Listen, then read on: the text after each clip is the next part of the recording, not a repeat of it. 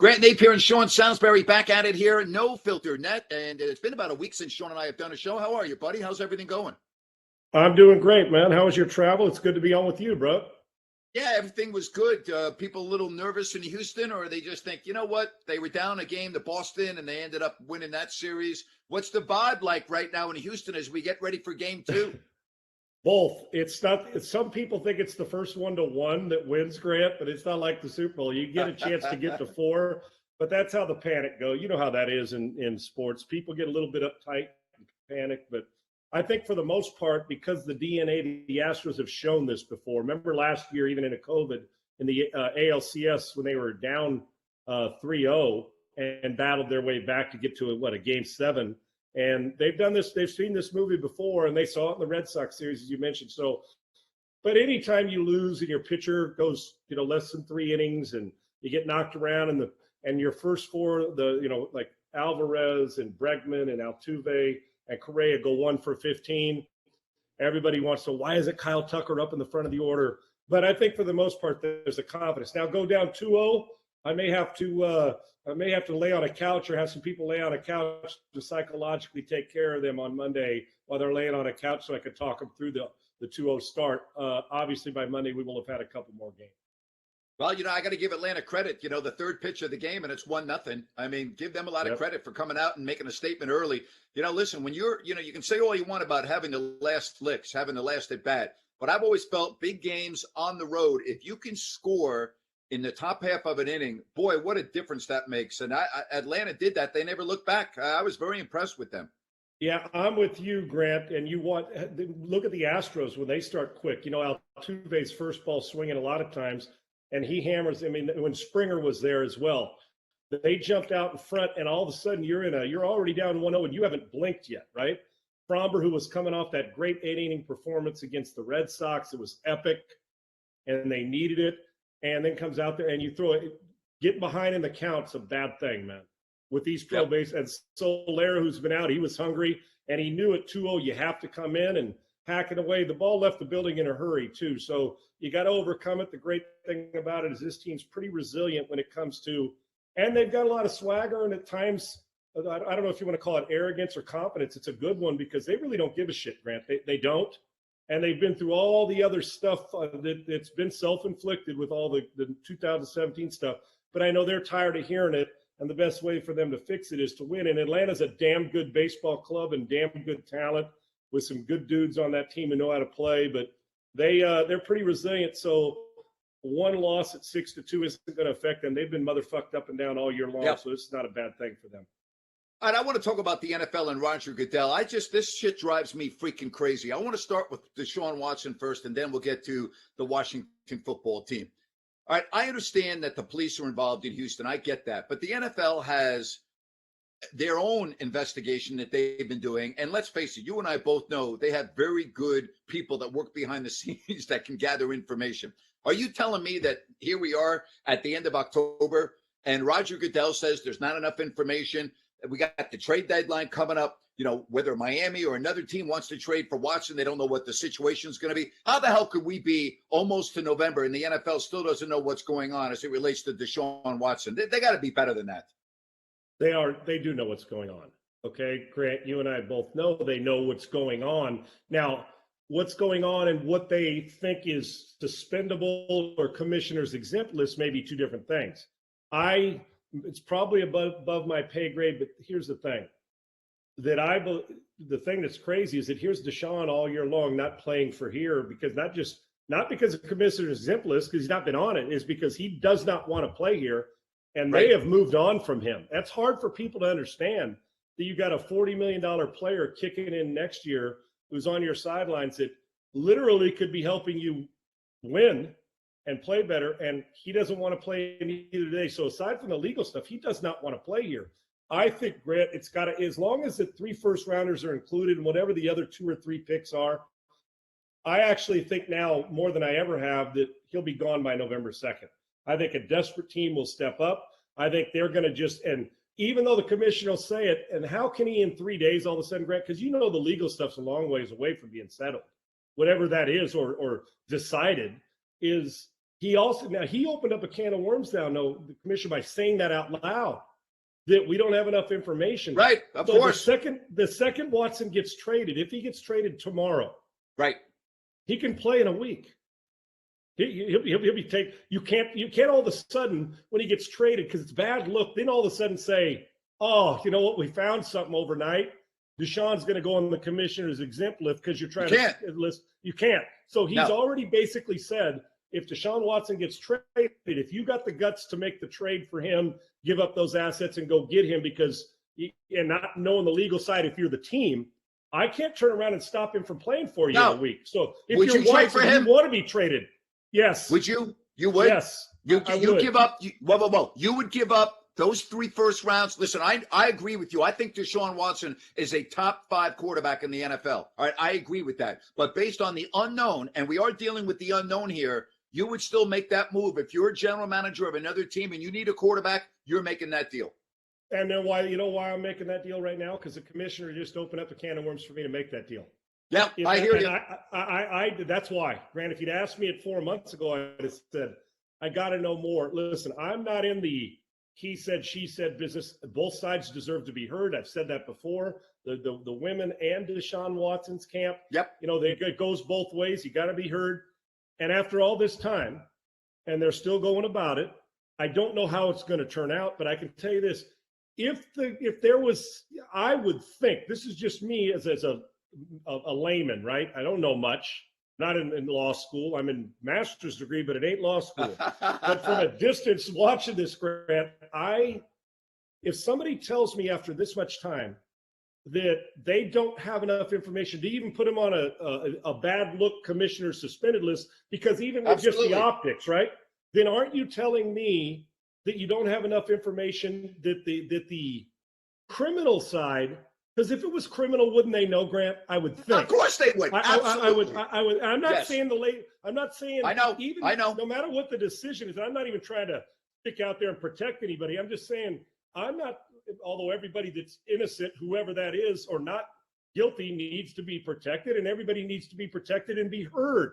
That's part of our due diligence and getting answers that everybody deserves, regardless of what the truth is. The truth has to come out. And if the truth is that he didn't do it, then he shouldn't be held accountable. If the truth is he did do it, then you got to hold him as accountable as such. But like I said, it's above my pay grade. I know this. If the commissioner's telling me after all the lawyers and all the money spent that they don't have enough information to put him on the commissioner's exempt list, then why wouldn't I trade for him? If you say, okay, I can handle the PR hit, that we got this guy, because the PR hit usually if it's a civil situation, I believe most teams would take a flyer on it if they need a coin. If it's civil, that's the if. But right now, Grant, if it's not criminal, or if you don't know if it's criminal, why wouldn't you trade for him? You said top 5 assets, so do I. So that gives me, would you trade, let me ask you this, would you trade Josh Allen? I mean, would you trade 3 1s for Josh Allen right now? Yeah, I would. Okay, would you trade 3 1s for Lamar Jackson right now? Yes. Kyler Murray? Yes. Is Deshaun Watson in that class? Yes. And if you know that the commissioner has just told you, we don't have enough information after 8 months through this situation. And number one, if you're Deshaun, aren't you saying, damn, if they don't have enough information, I want to go get traded and I want to go play now. So I'm going to approve a trade, right? Because he's got a no trade list. And if you're the team, if you're saying, okay, the commissioner, we've done our due diligence. We're just trying to figure out all the things we're going to do if we're going to mortgage our franchise. And the commissioner says they don't have enough information. All right, so let's just say you trade for him, and 3 months down the line, there is a criminal charge filed. Then it's got to go through the courts, and you have him on the field. You may not. Here's what I do know. No matter what happens, in my opinion, Deshaun Watson's going to play football again. So you've got to decide, can I sacrifice what maybe 4 games, 8 games a year in order to have him for 10, if that's the case. And to me, I'd rather have the asset that's young. Forget the legal stuff. The asset that's young than 3 first-round picks that may not work out. Here's the deal with Watson. There's 2 different scenarios here. We keep on hearing Miami. Miami's done. Their year is over. So if they trade for Watson, it really doesn't matter whether Deshaun Watson plays this year or not. They're not going to the playoffs. They're too far behind. I don't know if you feel that Miami has given up on Tua or they just realized that Watson is that much better and he's that special. I mean, is it too early to give up on Tua? I want to ask you that first. And then second of all, there's two scenarios here. If there's a team that is in the playoff mix, all right, and they get Watson, Carolina, by the way, said they backed out today, then yeah, you want them on the field as soon as possible. But if you're the Dolphins, what the hell difference does it make? I'll tell you, let me answer the last one first. If you're the Dolphins, you're saying, okay, we're not in the playoff hunt, but let's give our fan base something to be jacked up about. We'll go play 500 ball or better football. And if you're Brian Flores, you're saying, hell, I don't want to go into next year with this sour taste of other people questioning if have I lost the locker room or what have you. So if you go make this trade, and let's say the last 9 games they go 6-3 or 5-4. Now you're a fan base, and you're like, next year's going to be special. Then you're not in a bidding war with 5 other teams come February or whenever that is. That's that part of why. And if you're in the playoff hunt, well, Grant, as you know, you jump all over it because you say this guy takes us over the top. The other side of this is I talked to Trent Dilfer the other day who trained and Tua and put him through his pro day. And just a couple days ago, and Trent was talking about how he thinks it's, and I do too, I've said it all along, we don't even have 18 games under the guy's belt as a starter, and we're already quitting on him. So I don't know what goes on in the meeting rooms or why. I know he's not overly physical. Like he's not the guy who's going to throw it 100 yards, but he's accurate and tough. And he threw 4 touchdowns. I mean, if you're blaming last week's loss on him, then I'm not watching the same game. But he's got to take accountability. He's got to get better. But when I hear people say he's the biggest disappointment, he hasn't even started a full season yet. So I know. Let's slow our roll here. And I think he can have some success. But Grant, for me, I do think they've quit on him. And I'm shocked at it. When there's the temptation of Watson, I think they have. And even Trent Dilfer said, he goes, Sean, I would like him to get traded. He wanted him out of Miami because he just thinks the environment, a change would be good for Tua already. So I tend to agree with Trent on that case. How would you deal with that if you're Tua? You hear all this shit in the news every single day. You know what's going on. If this deal doesn't work out, they come back to you and go, hey, we told you all along you're our guy. That's not a really comfortable situation. I know pro sports isn't supposed to be comfortable, but you played the quarterback position. You want your franchise to believe in you. You want them to know that they have your back, that you're the guy. Well, that's not the case here in Miami. You play, and this is going to sound selfish. I don't mean this. You play for your teammates because they're on the field, and you also play because you have pride and your legacy. You're going to kick ass because even it's like Garoppolo in a different reason, but not much different because you got a young guy replacing him eventually. Jimmy's playing number 1 for salary and contract. 2, if he gets moved to go be a starter somewhere else. And 3, for pride and legacy because his teammates in that locker room still love him and want him to play well. I mean, there's guys that probably think Jimmy should be the starter and that Trey Lance is a ways away. So in Tua's case, first of all, you got to compartmentalize and realize that's why when you tell people going in, they'll trust you when you're playing great. Stub your toe 3 times, and the person who had his arm around you will be telling the next guy. That's why when you're getting recruited, hey, I love you, you're a 5-star player. The next year, I love you, you're a 5-star player. To the next guy, I love you, you're a 5-star player. So if you go in with that mindset, you really don't give a shit if the organization, because the truth is, plenty of these guys, you know, the coach of the organization, you don't even talk to the general manager, owner. I can't remember saying hi to the owner of our franchise 5 times in 10 years. Sure. So that's fine. Or the general manager, hey, how you doing? But you don't sit down and have long conversations. I guess maybe if you're Brady or those guys have been around all those years. Yeah. But if you're Tua, you're just playing for your career, trying to win some games and not losing your self-worth or your believability in yourself and saying, if they don't want me, screw it. I'll go play somewhere else. It ain't the first guy it's happened to and won't be the last. And there's got to be some the best players are self-aware, granted what's going on around them. Yeah. And you trust, but you always proceed with caution on who to trust. Talking about trust, we always talk about you have to have a really good offensive line, I think, to be really good in the National Football League, and we evaluate quarterbacks differently. Christian McCaffrey, the most valuable player on the Carolina Panthers. Look at Sam Darnold when he has McCaffrey in the backfield, and look at Sam Darnold when he doesn't. All right, I know you're high on Darnold, but he was just pathetic against the Giants, has not played well the last couple of weeks, all without McCaffrey. How do you evaluate your quarterback now in Carolina when he doesn't have his guy? I mean, you still got to make some plays. He has not done that. Yeah, and since he's been out 7 picks in the last 4 weeks or something, his pick against the Giants last week was pitiful. Awful, now, as much as I like Darnold, I also criticized him at SC for doing that. Criticized him at the Jets for doing it. So you start to think, Grant, here's what you got to ask yourself about Sam. tremendous ability. But it's like saying a guy's got potential. Potential gets coaches fired if you don't start to reach it, right? And Right. so my thing is Sam the guy that is now in his DNA, or always has been? He's a chance taker, but when the team's good, that he can take more chances because they can overcome it? Sam's just not going to elevate? Or when bad players, or when I say bad players, not as good, does he try to do too much? He can't get the hero syndrome out of his mind, like the throw against the Giants. Nobody could have stuck that in there. You couldn't. No. And so I get concerned about his decision-making process or going into a game when he knows he's undermanned. Yet you're playing the Giants. You shouldn't have thought you're undermanned. So I got major concerns about Darnold. I think he's a fantastic ability, but we can't keep blaming it just on the coach. I know Joe. Listen, if you can't succeed under Joe Brady's tutelage, then we got to take a look around. So if you're asking me who's better, Watson's a better player than Darnold. Oh, of course. If somebody's asking me if I'm willing to quit on Darnold yet, the answer is no. But I can tell you this: I ain't afraid to bench his ass if he's not making better decisions, because I don't care who's playing. Your responsibility as a quarterback is to put us in the best position to win. And Darnold has not done that without McCaffrey on the field. All right, I want to get back to Goodell and these meetings going on this week, the owners' meetings, and I want to talk about the Washington football team, where he said that there will be no information forthcoming because he has to protect the anonymity of those that have helped out in the investigation. I'm sorry. I don't trust Roger Goodell's office. I'm sorry, I don't. There have been too many instances. Why would you? That's my point. So this is a real problem because I still have a real difficult time believing that John Gruden and the Raiders are the only ones culpable here. How did that leak out? We know that the NFL and the Raiders have been at odds for decades. All right, we get that. We know that the NFL did not want Mark Davis in LA. Everyone knows that. They did not want Mark Davis in the number 2 market in the NFL. That's why they got Vegas. I'm not saying Vegas sucks, but it's not LA. I do not take the commissioner and that office at their word based on the past. So when he says we're not releasing any other information, that doesn't sit well with me. I want to get your take on that.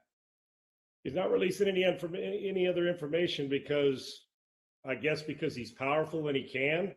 And if you trust it, in my opinion, if you trust 650,000 emails, that there's nothing else wrong with them but one, it makes you feel like they had it in for one guy. Not that what John did was okay. I don't mean that. John shouldn't have done what he did, and it was wrong. But you should have a problem with it, Grant. And I think you and a bunch of others will. But let me ask you this, just to throw it out there. There's 31 other owners, right? I would imagine they're okay with it. Why? They sign his paychecks. Yeah. They pay him $40 to $50 million a year. And Jerry Jones said that today. And if they say, yes, he did. If we put it, let's end this now. You got a piece of flesh that allowed you to get a piece of flesh because he shouldn't have been saying and doing what he was doing. But let's end it right there. I'm not saying this would happen, but you could easily derive from this that I guess you could, unless you're living in your head in the sand or you're living in a bubble, I would think that most people are going to question why.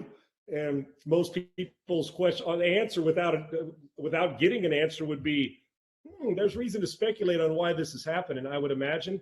But that's a powerful shield, brother. And you and I both know that. And when that kind of money and that kind of stuff's involved, guess who the commissioner of the league is? It ain't Roger Goodell. It's the 32 owners. Make sure you understand that pure and clear.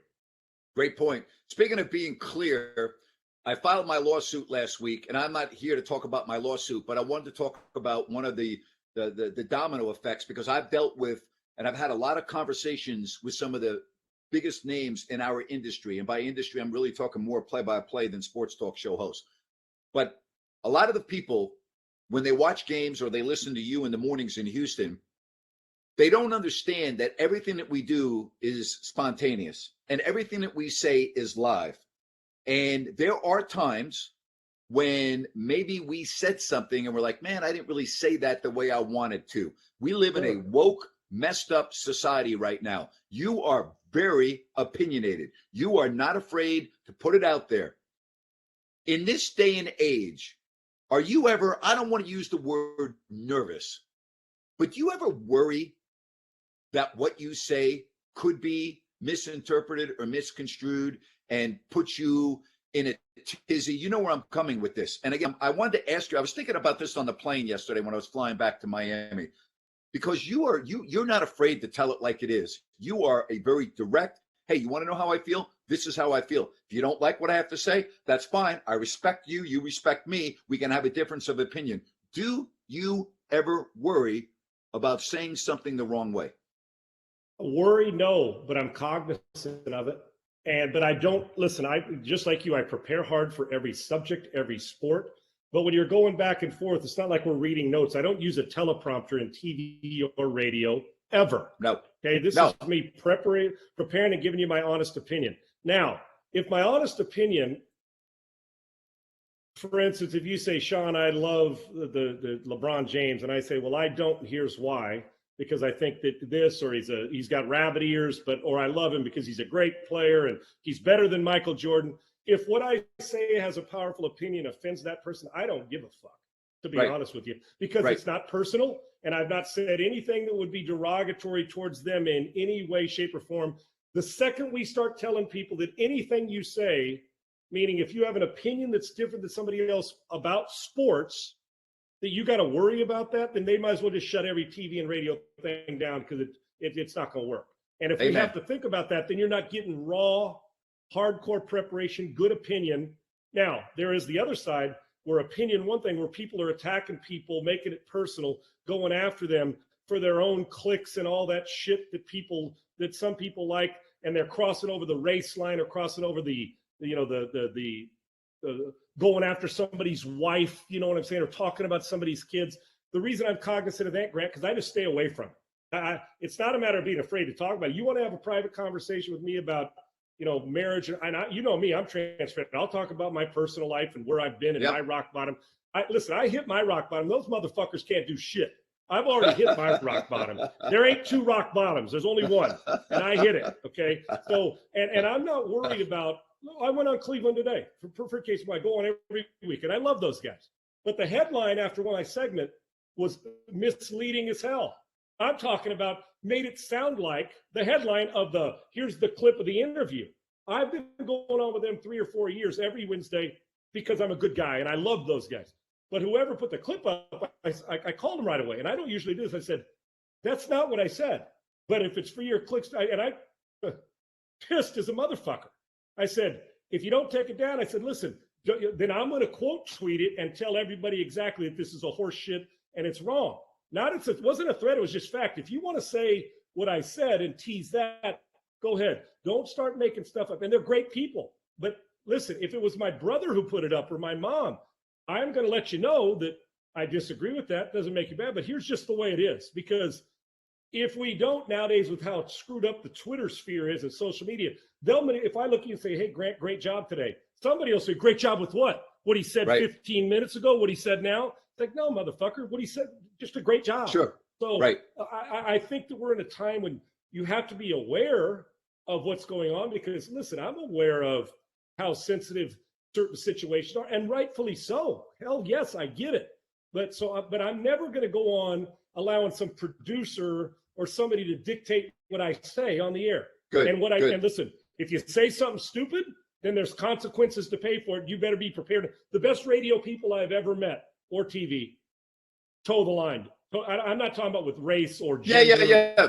No, absolutely. Politics. I'm talking about they toe the line without. I'm not a hot take guy. I'm an opinionated guy, and there is a difference. And my opinion either comes out of talking to somebody that I know that's close to the situation, or what I've seen, or what I don't just throw stuff against the wall and hope it sticks because somebody's going to say there's 10,000 more followers. I don't care about that. I never have, or I'd be self-promoting more. I don't do it. But yes, Grant, I'd have to make a short question, a long answer. My bad, but I'm very cognizant of it, and I'm cognizant of people's sensitivity and what's right and what's wrong. But I'm never backing off a strong opinion because 5,000 people don't like that I criticize their quarterback. If they don't like it, turn the shit off, or go find somebody else's opinion. You're listening, so you must respect something I say. And if you don't, take your bitch ass somewhere else. I don't care. So if somebody gets mad that I just said bitch ass, oh well, call me on it. That's fine. So I'm cognizant, respectful, compassionate, but I'm also passionate about my job. And my takes are usually thought out. And yeah, we all say stuff like, man, I didn't mean to say that the guy wasn't a good player. I just meant to say that he's not as good as the other guy. Of course I think about that. Yeah. But I'm not going to protect my opinion on a player. I do, and I am cognizant of making sure that what we say is respectful and compassionate. And sometimes it's better to be kind than get clicks. And I feel that way now. I love that. I love that answer. I want to get back to offensive line. We talked about Carolina.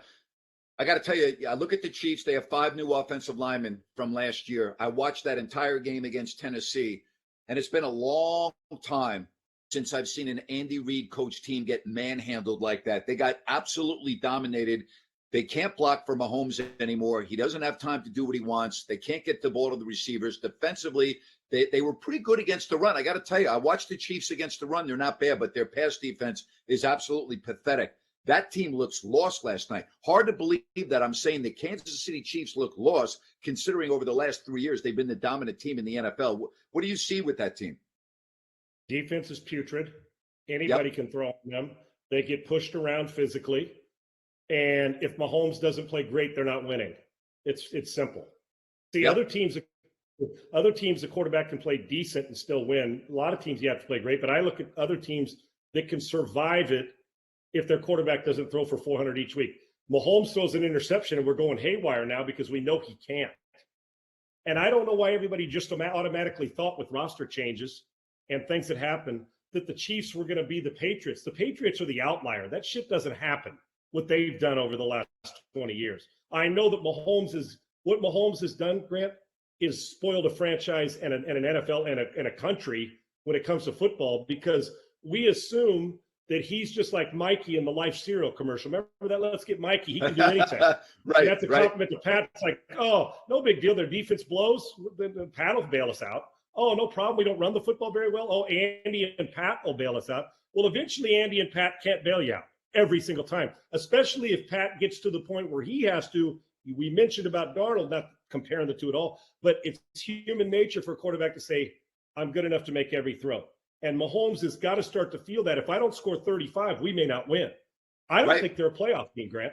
I think they got playoff players. I don't think they're a playoff team because they're going to run into all these other quarterbacks who can throw the ball with them. And they've lost to Baltimore, Buffalo, the Chargers, and Titans, all 4 playoff teams. And they should have been beat by the Browns if the Browns just don't screw up the last 8 minutes of the game. 5 good teams, and they've got beat by 4 of them. So Patrick, as much as he dresses in a phone booth and can fly like Superman, I get it. Today, if you're saying, Sean, you have to make a bet on $1,000, Chiefs in the playoffs or out of the playoffs, I would choose out of the playoffs. I would too. I think the defense is going to be a problem. I got to tell you, the team that impressed me the most over this past weekend were the Bengals. I thought for Cincinnati to go into Baltimore and make that type of a statement for a young team with a second-year quarterback with Burrow and the injury. And I thought Cincinnati, week 2 at home against the Bears, that was a bad loss for them, but they recovered. They won an overtime game. But I got to tell you, divisional opponent, Baltimore rolling, only 1 loss. For them to go in and play the way they did, boy, that showed me something on Sunday. Are we sure that they're not the best team in the division? Look at. Remember what everybody said about Jamar Chase? Oh, he can't catch. Right. In the preseason, I'd rather have a real season All-American than a practice field All-American or a preseason All. And that dude is a monster. And yes, make no mistake about it. And I'm gonna say this loud and clear so people can hear again. And I put it on Twitter last week or early this week. I can't remember what. All these damn days run together, my man. Is that we better be talking about about Burrow the same way we talk about Herbert. They both damn well earned it. And Burrow's overcome knee surgery. He's got a franchise. Zach Taylor now is going to battle for Coach of the Year, who this offseason with Burrow coming back from a knee, people had him one of the odds-on favorite to be fired during the season. Quarterbacks, certain players, Ray Lewis's, change, Russell Wilson, change culture. Some franchises Pittsburgh just keeps rolling, right? No matter who's there. Some dudes just come into a place and things are different. Russ in Seattle. We've seen Lamar in Baltimore. Although Baltimore was winning before Lamar, he's continued that. People gravitate to him. Josh Allen in Buffalo. Jim Kelly did that in Buffalo. When Machine Gun Kelly walked in there from the Houston, the USFL team. USFL, and walked from the Gamblers and walked into Buffalo finally when they finally got him.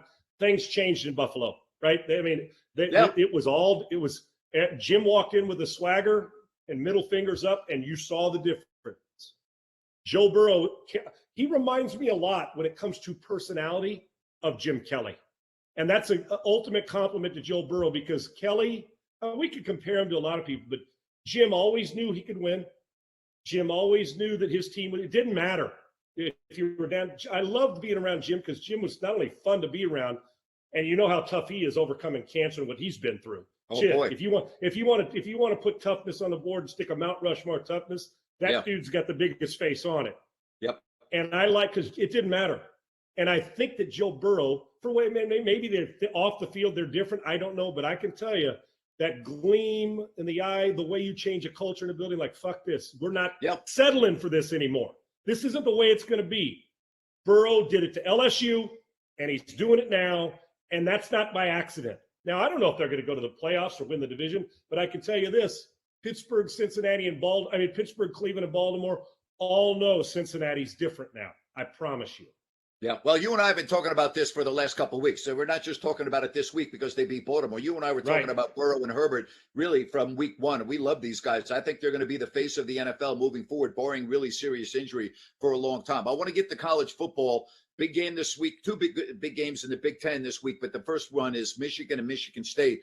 But I want to get back to that game in a minute because I got into a debate with Tim Brando on this about a week ago. If Cincinnati were in the Big Ten or Cincinnati were in the SEC, they wouldn't be undefeated, right? So we're going to find out. That's what the playoff is for. And I don't know how to judge Cincinnati. They don't play anybody. They played one team this year at Notre Dame. The rest of the schedule is a freaking joke.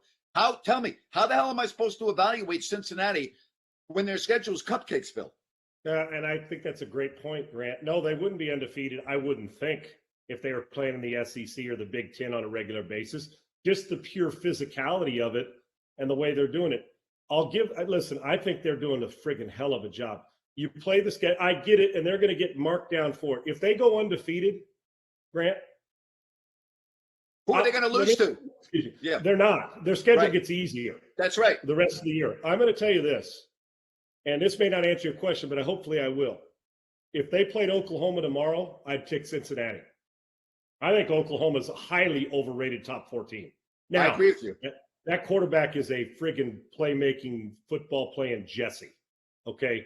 But nobody's going to convince me that Oklahoma will waltz into Cincinnati or Cincinnati going to Norman. I agree. And that they get beat by 30. That ain't happening. No. So no way. If they go undefeated, we really don't know, Grant. The one thing I do know, when you play teams you're supposed to beat, they're beating the hell out of them. Does that make sense? So At least they're not going 17-16 over a team that's 1-4. They're beating them down, right? So they're playing good defense. And I don't try to look at not just that they're winning, but how they're winning. They've got a playmaking quarterback. They run the football. They are disciplined and well coached, and they fly around on defense. So that's a great start for me. And they're actually starting to believe they're better than the top 4 teams. So listen, we're really not going to know. They keep going undefeated. They deserve to be in the 4. They do, because that's just the way it is. If they go undefeated, I would put them in the 4 because they've been impressive, and they got Notre Dame's victory on their schedule, even though that's going to work against them the rest of their schedule. But I'll tell you this, I will be anxious to see, because then we'll find out. And Grant, I'm not going to have an answer for you. I can tell you the great things leading up to it, but I'm not going to have an answer for you. Sean, what would happen in the Final Four? We won't know until we know, because I could tell you who Alabama is, and this year who Clemson is, and who these teams, who Georgia is. But if Cincinnati played Georgia tomorrow, Cincinnati's not winning. But would Georgia beat them by 30? No. I don't think so, because that quarterback's a playmaker. Right. But when you're in that conference and getting physically pounded on every day, the war of attrition, we lose a back this week. And Cincinnati can't afford to lose 2 or 3 star players and then run into Georgia or Alabama. Not happening. That's my point. So I got a lot of respect for them. But, Grant, there's not going to be an answer that says, they're for real. They're for real because they keep winning. But are they for real in the national title picture? we're going to find out. But the physical beating you'd have to go through in those, that's how you deal with it. And those teams that can't handle it, that's why Alabama's constantly left standing. They got great perimeter playmakers, but they physically beat the hell out of you on a regular basis. But their defense is not very good this year. Again, I saw Tennessee move the ball up and down the field. Talk about Alabama? Alabama. Oh, yeah, no question. Their defense, that's right. And again, assuming that we're going to get the Alabama-Georgia in the SEC championship game, Alabama's offense is superior to Georgia's. But you and I have been talking about that Bulldog defense. I mean, it is the real freaking deal. I don't know, and I really mean this, I don't know if Alabama's defense, and again, I was at the game against Ole Miss where they rose up and they played great, but they look at Texas A&M moving the ball up and down the field. Look at Florida moving the ball up and down the field on that Alabama defense on the road. Look at what Tennessee did the other day. Yes, I know at the end of the day it was a 30-point victory for Alabama, but that game was very competitive up until the end of the third quarter. And again, my point, Sean, Tennessee was moving that ball up and down the field. I look at Alabama's defense and I say to myself, why should I just think it's going to get better all of a sudden towards the end of the year? I think it is what it is. Yeah, hard in the middle of a season when you're, that's why finesse-wise I can fix things right on offense. The guys got to run better routes. But Grant, there's one thing I don't believe you can fix during a season: physicality. You either got it. You don't all of a sudden wake up in week 7 when your body's sore, week 9, and say, I think we're going to be, we're a power puncher now. Now, Alabama, see, the problem is people can't handle it is because we're used to Alabama not only being faster than you, but knocking you smack dab in your face with 5 first-rounders or 6 first-rounders on defense. Something's missing from them right now, and I guarantee it's driving Saban crazy to have people be able to throw the ball on his secondary. Grant, I'll ask you this then, as we talk about those two teams. We always say, is it great defense or a great quarterback? Well, if those two meet, you're going to get it, right? The possible Heisman Trophy guy and Bryce Young, who's just young. He hasn't even got started in his career yet. Or that defense, it looks like it could play on Sundays right now with Georgia. But I'll ask you this. Okay, if both units on both teams, offense and defense, assuming special teams does their thing, on Alabama and Georgia, if the both offenses and defenses play their very best football, which of the 4 groups is the weakest? If they both played the best, I would first of all pick Alabama to beat Georgia. I would, because I think their offense is superior to Georgia's. And I think if Alabama, I've seen them play good defense before. I was at the Ole Miss game. They shut that high-powered offense completely down. If that Alabama defense that I saw in the Ole Miss game shows up against Georgia, I believe that the Alabama offense will be able to score enough, and Georgia won't. I would pick Alabama by a whisker in that game.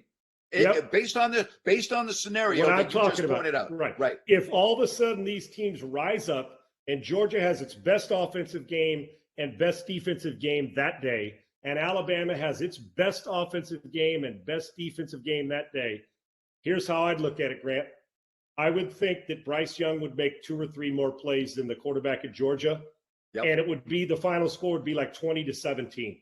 17-13. But they kick 1 extra field goal, make 1 extra throw, and it would be no knock on it, but maybe get a turnover. So if it came down to that, everything's equal. You know what I got to choose? The quarterback who I think would make more plays than the other guy. It's just usually the way it works. All right, now we get to that big game in Michigan State. Michigan at Michigan State, for the last couple of years, everybody's been really down on Harbaugh, blah, blah, blah. He's got this team right back. This is going to be a dandy on Saturday. Woo. Oh, my gosh. Hey, man. And we know, well, Grant, I don't even know what the over-under is on this, but I'm inclined to say that take the under, even if it was at 21 points. You know what I'm saying? This will be one of those 47-44 games, right, Grant? Michigan and Michigan State are going up and down the field. Right. But it just feels like it's supposed to be cold, maybe a little rain, maybe even a touch of snow. I'm just saying how I visualize this. Beating the hell out of each other, kicking a field goal, you kick a field goal, you fumble, we get you go for it on 4th and 1 at our 38, we stuff you, we go down, it's 10-7 in the third quarter. Listen, I don't know which offense can rear. I can tell you this: Michigan State surprised. They're playing. Well, they're doing what Michigan State does when they're at their best, physically. And he's got them playing damn good football. We know Harbaugh's got them playing football. And Grant, I hate to say this, but I'm going to tell you what it's going to be. It's not going to be if the other defense can do their thing and get stops. I think it's going to be which one of these 3 or 4 plays that a dropped ball on 3rd and 6, a bad call where you go for it on 4th and 2 when you should have taken points. I'll take Michigan in the game, but I think it's going to be a friggin'. You better have a good supply of body bags because it's going to be physical. If Michigan wins this game, and I'm going to fast forward to November 27th. If Harbaugh does not beat Ohio State this year, it's never happening. I mean, if they win this game Saturday on the road in East Lansing, all right, and we get to that 27th at home in Ann Arbor, you got Ohio State coming into your house. If you don't win that game, it's never going to happen for Michigan and Harbaugh. Well, if that's the case, you need to just get to the point that Ohio State just in that big game somehow, instead of players, you start to wonder, well, where's the choke factor on a coach? And that, like I said, I played against Jim. I've known Jim a long time. He's one of the toughest son of a bitches I've ever been around. But that doesn't matter when you're in that situation and they get to that point with this. Because, listen, Ohio State's a good team, but you can move the ball on Ohio State's defense. We've seen that happen. Absolutely. But those athletes, they're starting to feel themselves now again and starting to raise up after early season. You're like, man, who are these guys, right? Well, Ryan Day's they'll score points. And that'll come down to Michigan will have to have a little bit more finesse, and Ohio State will have to have a little more physicality on their sides of the football in that matchup. Listen, you're exactly right. Win better than now, because Michigan, at times I'm watching Michigan play and I say, how do they keep doing this? But they're finding ways, Grant, and in the past, at times, they found ways not to take care of their business. They're finding ways. Maybe they're over the hump, but I'm going to tell you, man, we know those athletes in space get that ball with the Buckeyes. They're pretty damn good, but you're exactly right. The measurement for Jim Harbaugh, you can be great, but you have to beat your rivals. You have to.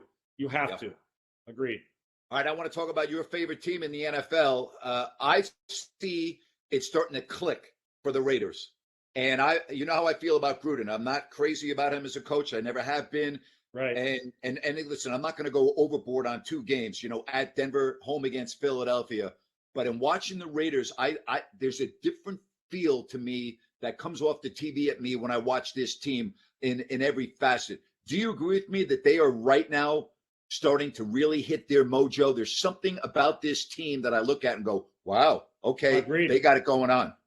Agreed. And it's not going to, and listen, the momentum, regardless of the Gruden thing, if people were happy that he's gone or they're playing more loose or some guys are bothered that he's not there, whatever that is, that can't sustain you. What's going to sustain you is, are you knocking the shit out of people on defense?